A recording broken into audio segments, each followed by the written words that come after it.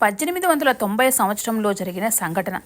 పూరీలో జగన్నాథ విగ్రహం నీడ అద్దంలో ఒకసారి కనిపించకుండా పోయింది. అప్పుడు కలలో జగన్నాథుడు కనిపించి ఏమని చెప్పాడో వినండి, మీకే తెలుస్తుంది. ముందుగా జగన్నాథ రథయాత్ర గురించి తెలుసుకుందాం.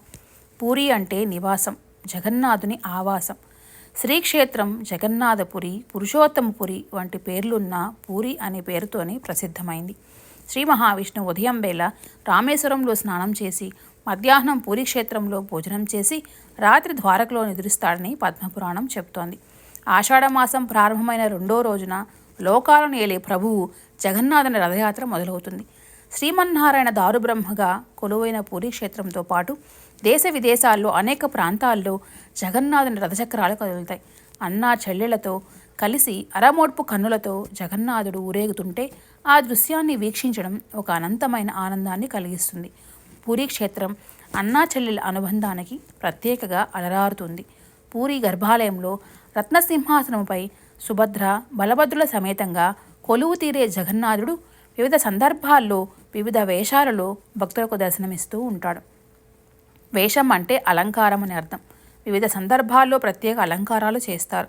ఉదాహరణకు రథయాత్ర సమయంలో జగన్నాథుని అలంకారం నవ యవ్వన వేషమని పిలుస్తారు. ఏడాదిలో సుమారు 34 అలంకారాల్లో జగన్నాథుడు దర్శనమిస్తాడు.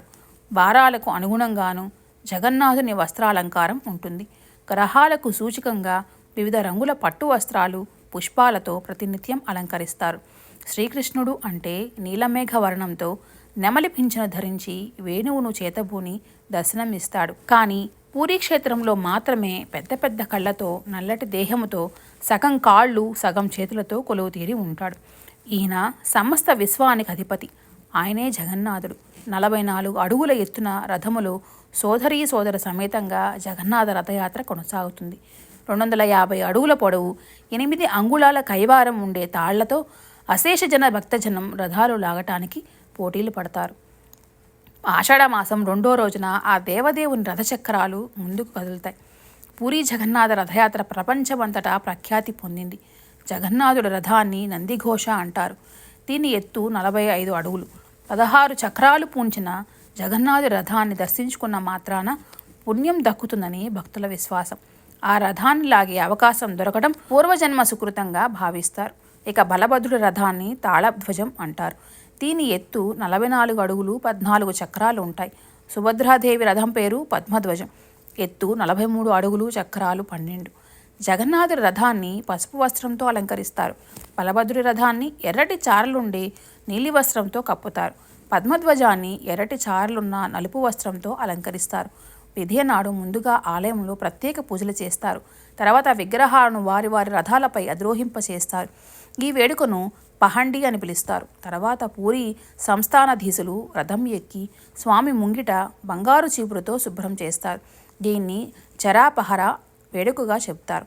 తర్వాత పలు సంప్రదాయ క్రతువులు కొనసాగుతాయి. చివరిగా భక్తుల జయ జయధ్వానాల మధ్య రథయాత్ర మొదలవుతుంది. జై జగన్నాథ, జై జై జగన్నాథ అంటూ తాళను పట్టుకుని రథాన్ని లాగటం మొదలు పెడతారు. దీన్నే ఘోషయాత్ర అంటారు. జగన్నాథ ఆలయం నుంచి 3 మైళ్ళ దూరంలో ఉన్న గుండీజా మందిరానికి రాత్రికి గాని రథాలు చేరుకోవు. మూలమూర్తులను ఆ పూట రథంలోనే ఉంచుతారు. జగన్నాథ ఆలయం నుంచి 3 మైళ్ళ దూరంలో ఉన్న గుండీచా మందిరానికి రాత్రికి కానీ రథాలు చేరుకోవు.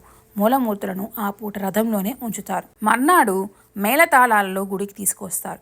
గుండీజాదేవి జగన్నాథుని పిన్నిగా చెప్తారు. ఈ ఆలయంలో స్వామి వారం రోజులు ఆతిథ్యం స్వీకరిస్తారు. తర్వాత ఆషాఢ శుద్ధ దశమి నాడు పూరీకి తిరుగు ప్రయాణం అవుతాడు. దీన్నే బహుదాయాత్ర అంటారు. దశమి నాటి మధ్యాహ్నానికి పూరీ ఆలయానికి రథాలు చేరుకుంటాయి. రోజంతా ఆలయం వెలుపలే నిలిచి ఉంటాయి. తొలి ఏకాదశి నాడు స్వామివార్లను బంగారు ఆభరణాలతో అలంకరిస్తారు. ప్రత్యేక పూజలు చేస్తారు. ద్వాదశి నాడు మళ్లీ విగ్రహాలను గర్భగుడిలోనికి రత్నసింహాసనంపై ఉంచడంతో పూరీ రథయాత్ర ముగుస్తుంది. జగన్నాథుని విగ్రహ నీడ అద్దంలో కనిపించకుండా పోవడానికి అసలు కారణం ఏమిటో తెలుసా? హిందూ ధర్మంలో చార్ధామ్ యాత్రకు ఎంతో ప్రత్యేకత ఉంది. ఈ యాత్రను పూర్తి చేసిన వారు భగవంతుని సన్నిధిని చేరుకుంటారని చాలామంది ప్రజలు నమ్ముతారు.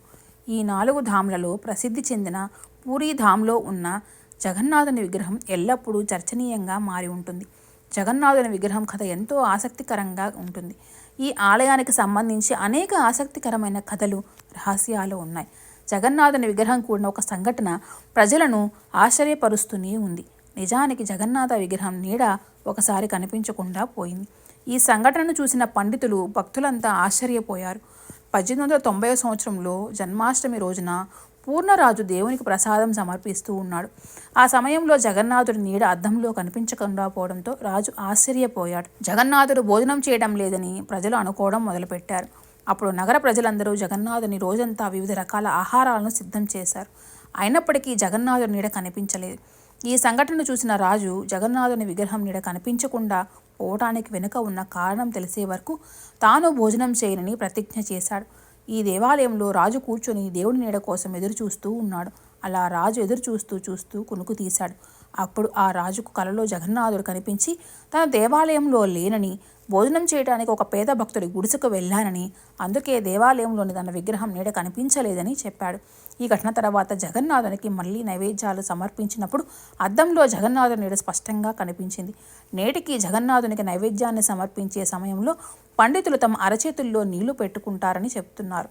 ఆ సమయంలో పండితుల అరచేతుల్లో ఉన్న నీటిలో జగన్నాథుని విగ్రహం నీడ స్పష్టంగా కనిపిస్తుంది. ఇలా నీడ కనిపించినప్పుడే జగన్నాథుడు నైవేద్యాన్ని స్వీకరించినట్లు భక్తులు భావిస్తారు.